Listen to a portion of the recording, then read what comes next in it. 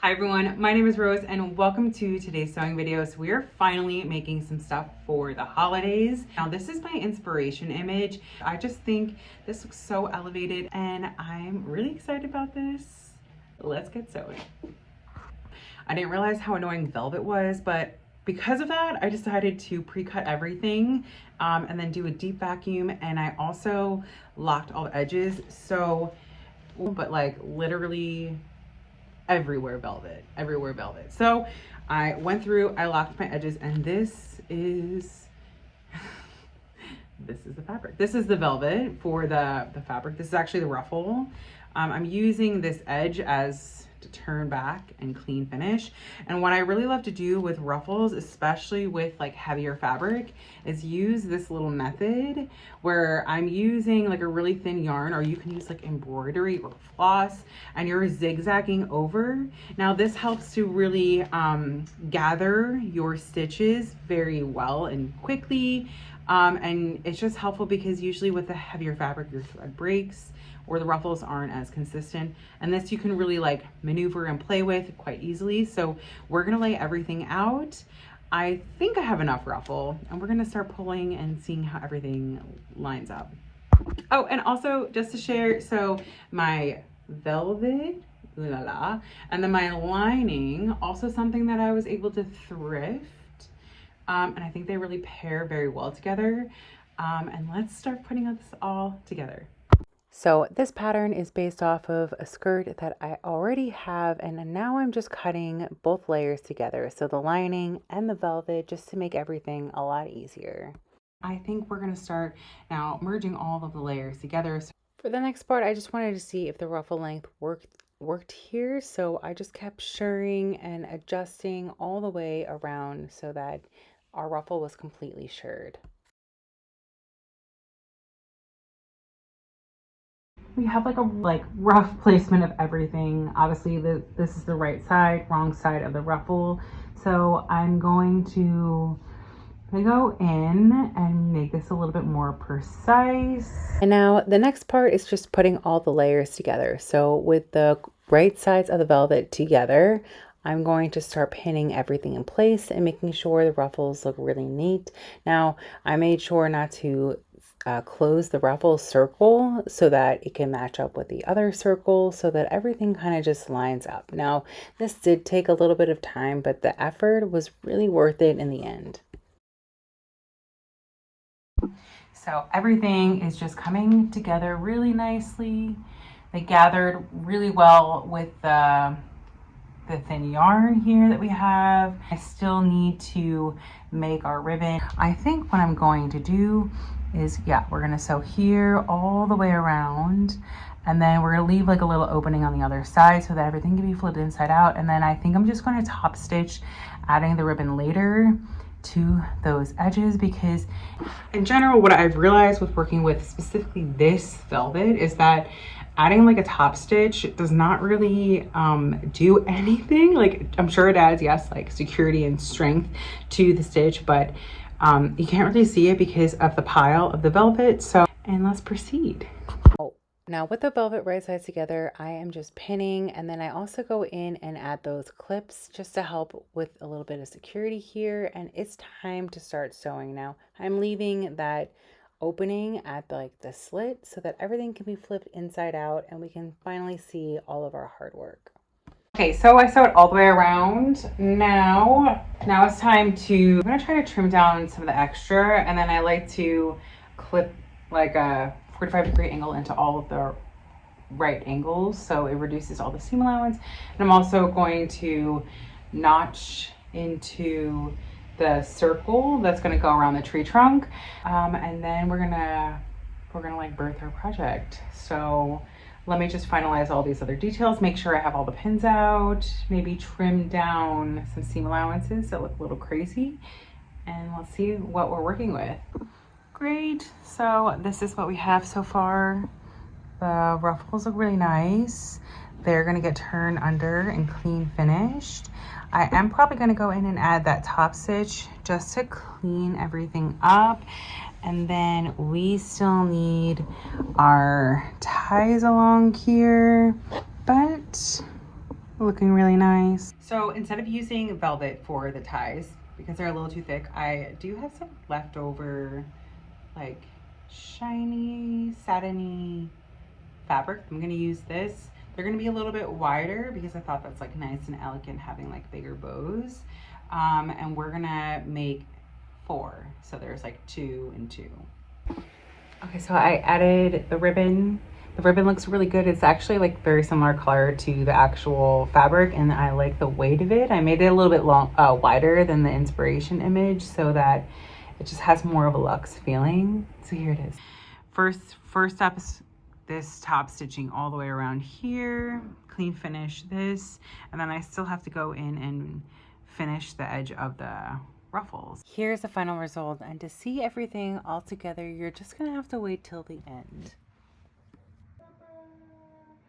So now moving on to the stocking. Now I have like a really easy method, and hopefully this works, because I made a smaller stocking last year as a Christmas ornament, and I have that pattern also available for free. So when you comment Christmas or that you want all the Christmas stuff on my Instagram, I'll also send you that.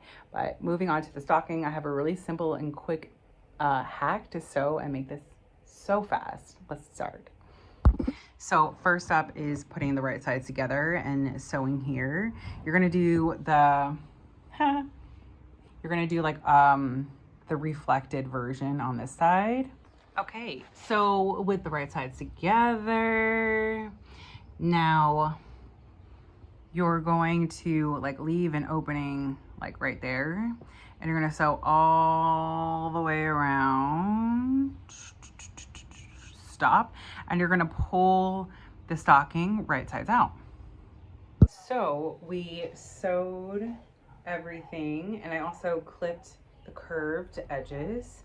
So what we're gonna do is find that opening and flip everything right side out.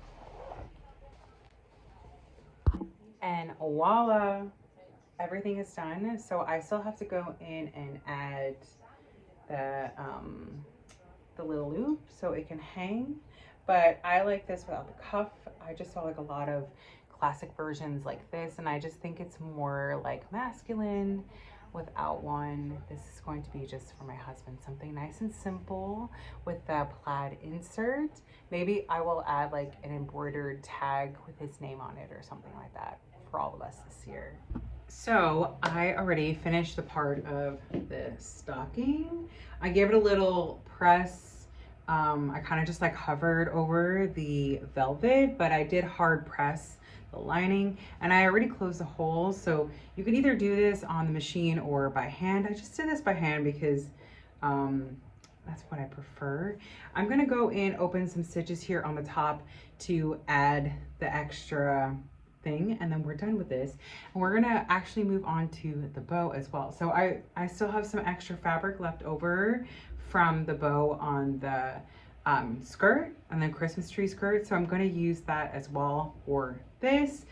And so it's kind of all like a little set, and it all goes together. And we're gonna move on to the bow. So I think I'm gonna do a couple different versions. One of them is gonna be like the stuff version that I'm seeing a lot on Pinterest, and the other is going to be just like a nice sleek bow. I think I'm also going to have to incorporate some leftover of that silky fabric so that it's not so heavy, because the other version is going to be a little bit smaller. It's going to go on top of a wreath, while the bigger one either goes on the door like these other images, or it's going to go on top of my Christmas tree so it could pair with the skirt. So let's get to the bow.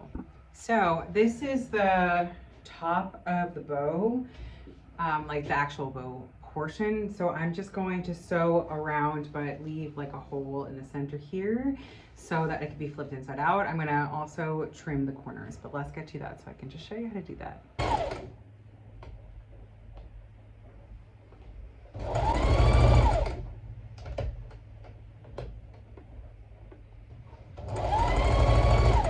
After our bow square is now done, I'm going to just trim down my seam allowance so everything can flip out nice and neat. After the bow is complete and turned inside out, I just wanted to go over and make sure to lint roll all of those small little pills away. This was such a tedious process because after it was done, I felt that there was still more. The next step is just to stuff your bow. So this helps to really give a lot of structure. So I really recommend using this. I am using like some leftover batting. This is like something used from quilting fabric, and I'm just making sure to fluff it up so it looks nice and firm.